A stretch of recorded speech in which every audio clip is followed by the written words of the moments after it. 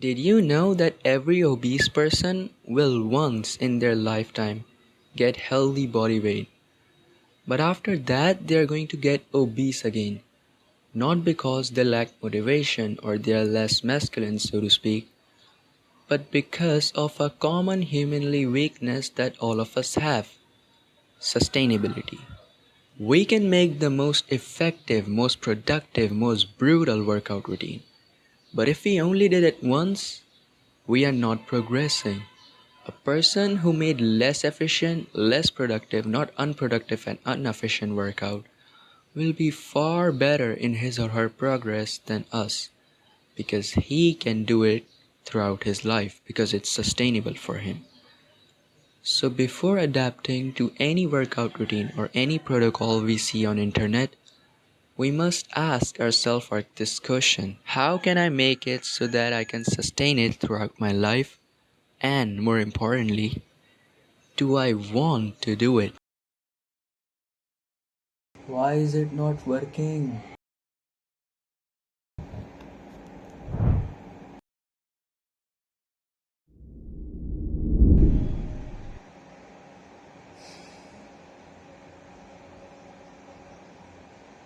Troubleshoot found. Date and time not synced.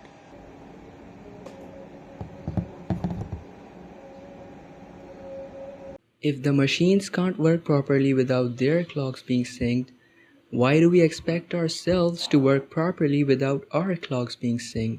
Do we even have a clock? On the roof of our mouth is part of our brain called hypothalamus, which receives signals from the cells of our eyes, the ganglion cells, when we view bright light, which is sunlight. If this happens at the right time, we will be rewarded, and if this happens at the wrong time, we will be punished by biology.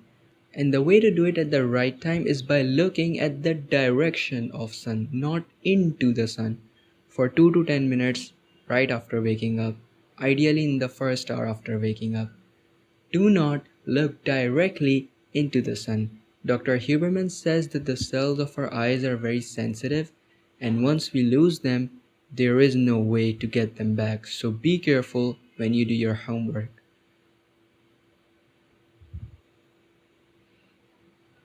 This makes us more alert in the day and is actually improve our focus during the day. And after 14 to 16 hours makes us sleepy, which is actually going to be good for us. That will improve our sleep. Which takes us to the next protocol.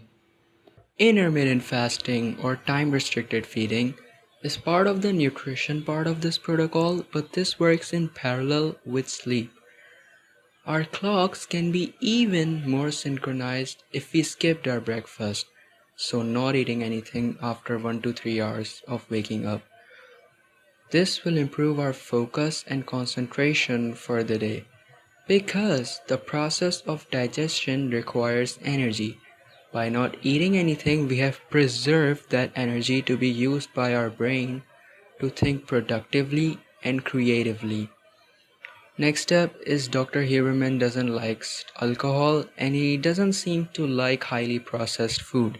Next up is caffeine. Dr. Huberman seems to like it and he asks us to delay our first caffeine intake of the day up to 90 to 120 minutes to prevent an afternoon crash or circadian drop zone. He also tells us to take our last caffeine intake of the day 6 hours prior to bedtime.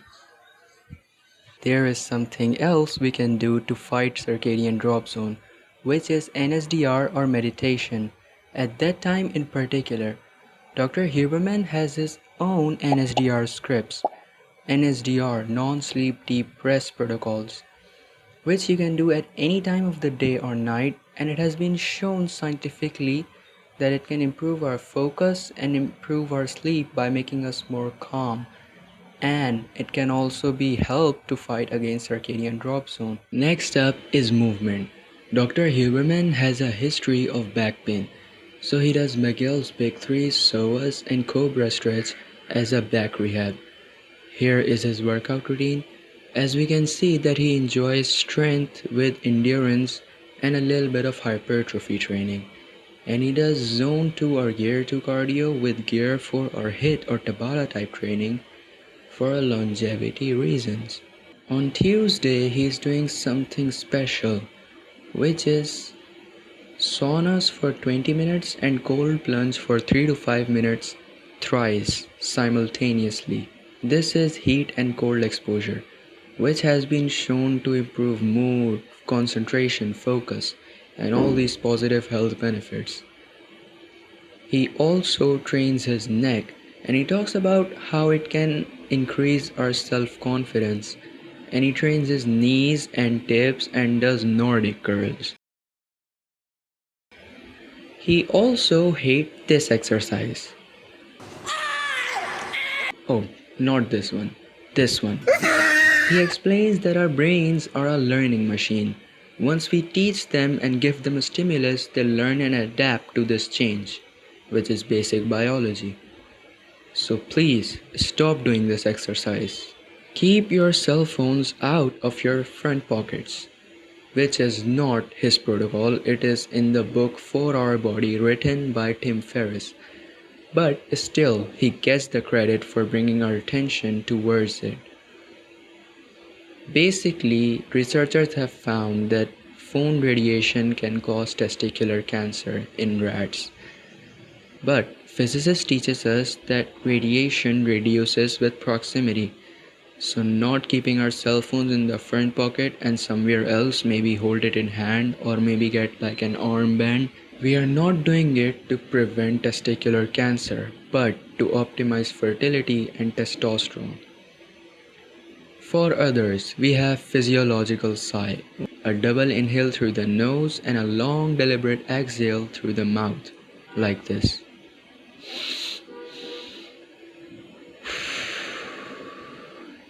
If you are one of those people who find themselves waking up in the middle of the night to pee, this one's for you. Basically, start sipping your water 6 hours prior to bedtime. Our kidneys processes the fluid at the rate at which it's delivered and the amount of which it is delivered. So we need to reduce the rate and the amount of the liquid we ingest prior to 6 hours of bedtime. Eventually, this will lead to a better night's sleep.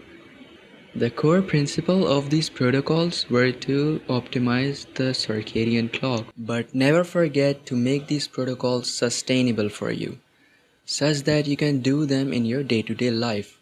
For example, I am a student and morning sunlight viewing was hard at first, but then I thought of it, and instead of having my breakfast at home, I took it to school, which saved me time, and I stood outside waiting for the school bus.